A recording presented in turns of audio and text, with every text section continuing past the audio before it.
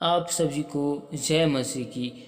आज हम सीखने वाले हैं कि जब हम अपने जीवन में पाप या अपराध को करते हैं तो उस पाप या अपराध का असर किस जगह में कहाँ पर होता है। तो आप हमारे साथ निकाल सकते हैं यहोशू नबी की किताब 6 अध्याय का 17 आयत और 7 अध्याय का 1 आयत को देखते हैं।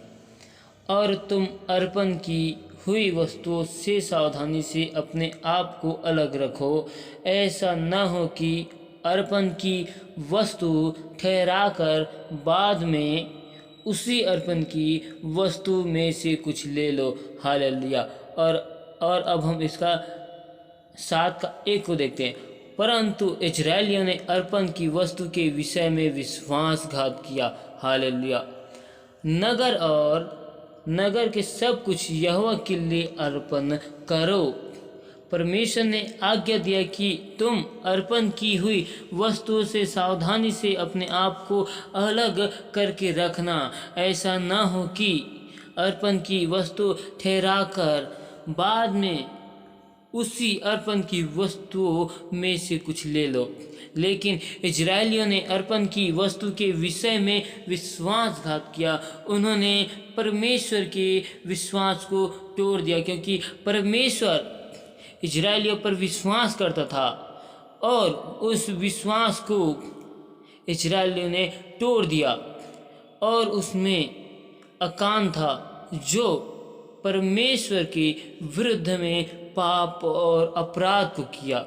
उसने परमेश्वर के विश्वास को तोड़ दिया, क्योंकि परमेश्वर अकान पर विश्वास करता था, लेकिन उस विश्वास को उसने तोड़ दिया और उसने अर्पण की हुई वस्तु में से अपने पास रख लिया। इसलिए यहोवा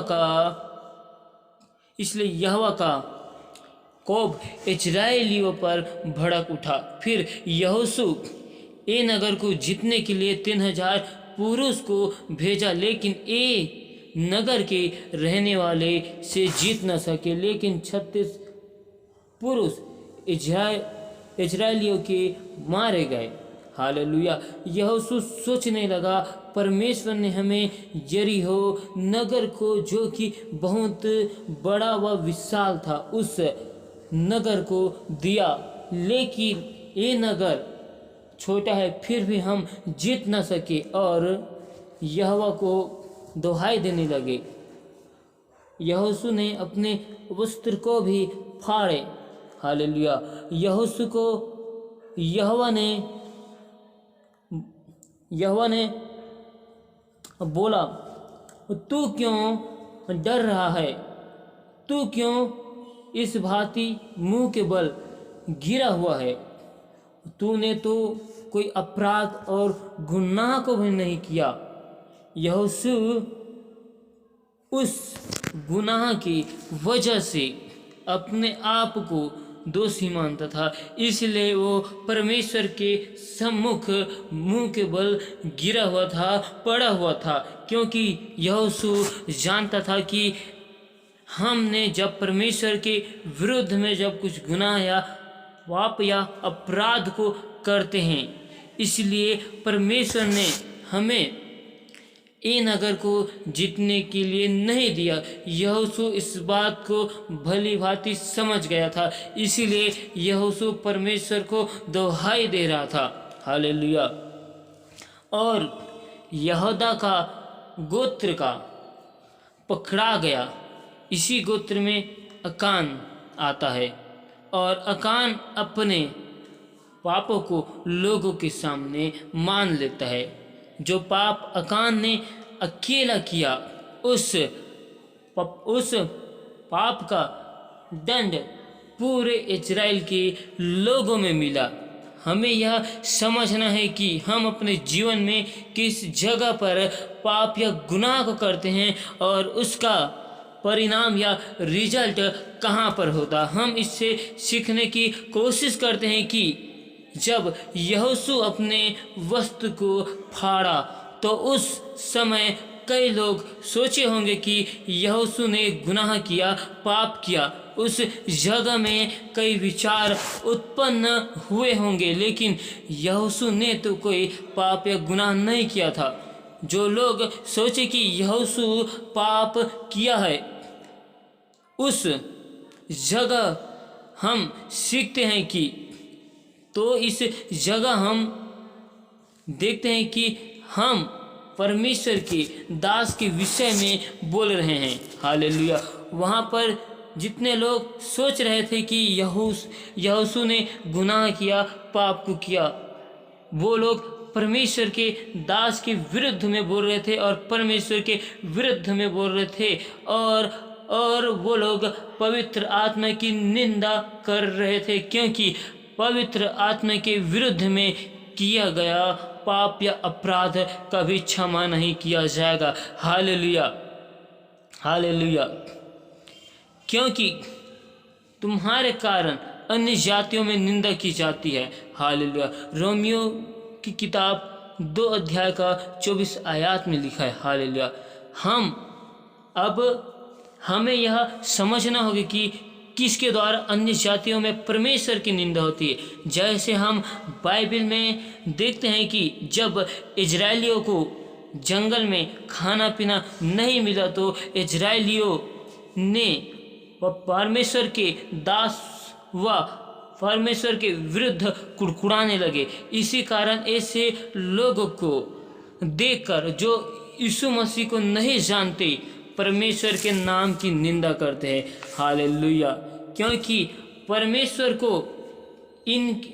परमेश्वर को इन्हीं के आचरण व स्वभाव के द्वारा हम जानते हैं। हालेलुया। वैसे ही अकान का भी अपराध और गुनाह था, क्योंकि अकान का गुनाह व्यक्तिगत नहीं था, पूरे इजरायलियों का गुनाह था। Hallelujah, hallelujah. जैसे इजरायली लोग मूसा के विरुद्ध में कुड़कुड़ा रहे थे, वैसे ही यहाँ पर लोग भी यहोशू के लिए कुड़कुड़ा रहे होंगे, ऐसा मैं सोचता हूँ। हालेलुया। क्योंकि सुलेमान का वचन कहता है कि जाति की बढ़ती धर्म ही से होती है, परंतु पाप से देश के लोगों का अपमान होता है। हालेलुया।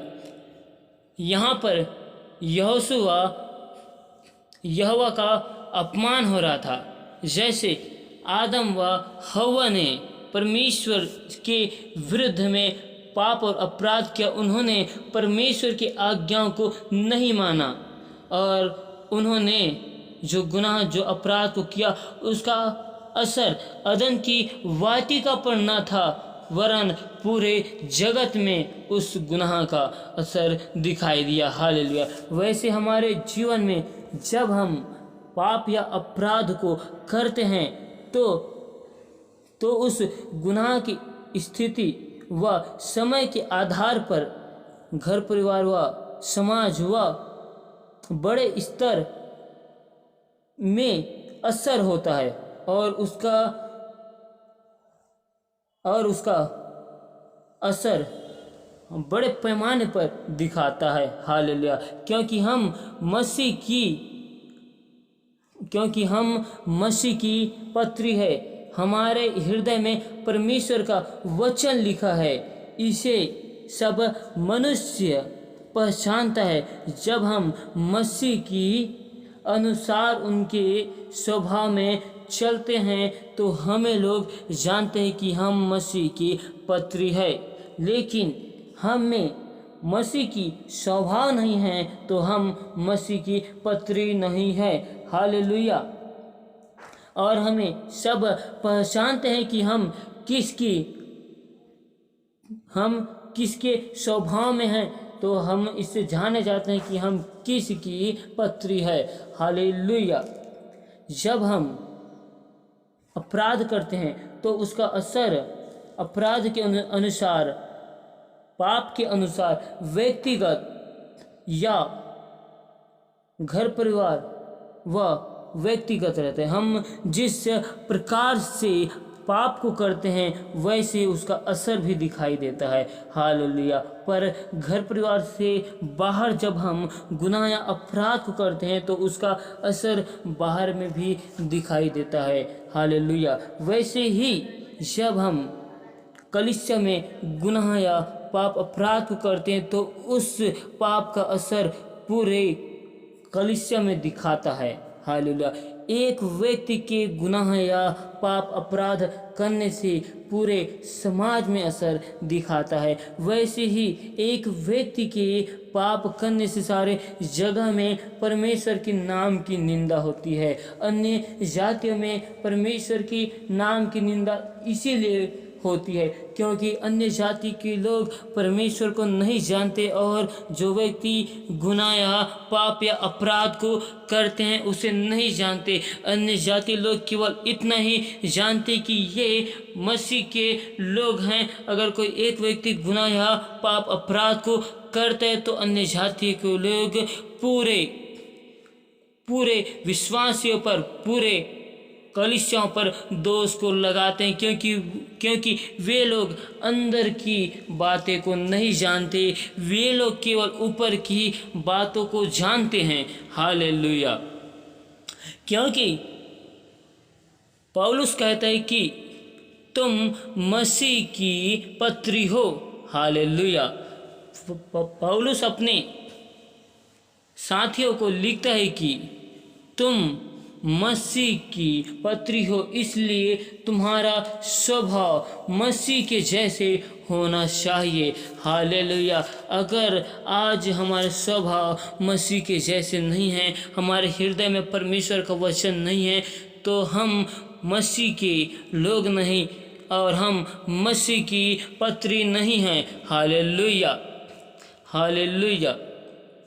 और हम एक जगह और देखते हैं कि राज्य के ऊपर बड़ा पाप या अपराध किस वजह से आता है। जब हम बाइबल में पढ़ते हैं कि अब्राहम और सारा जब अबीमेलेक से मिलता है तो अब्राहम अपने पत्नी की जगह अपने बहन बनाती है। इस कारण जब इस बात को अबीमेलेक जानता है और उसको जब मालूम होता है तो वो अब्राहम को बोलता है। तो हम इसके लिए उत्पत्ति की अध्याय 20 आयत 9 आयत को देखते हैं। 20 अध्याय का 9 आयत को। अबीमेलेक ने अब्राहम को बुलवाकर कहा, तूने हमारे साथ यह क्या किया है? मैंने तेरा क्या बिगाड़ा था कि तूने मेरे और मेरे राज्य के ऊपर ऐसा बड़ा पाप डाल दिया है। तूने मेरे साथ वह काम किया है जो उचित न था। हालेलुया।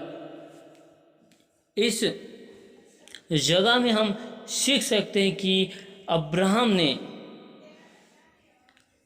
अब्राहम ने पूरे राज्य के ऊपर एक विपत्ति समस्या को डाल दिया था। हालेलुया।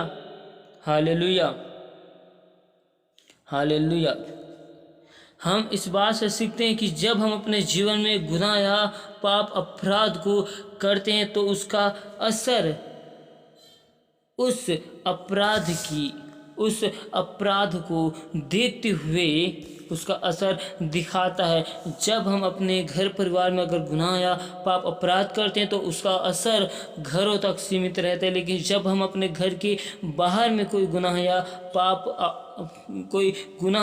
पाप अपराध को करते हैं तो उसका असर घर के बाहर में भी दिखाई देता है। हालेलुया। हालेलुया। खुदावन आपको इन वचन से आप सभी को आशीषित करे। आमीन।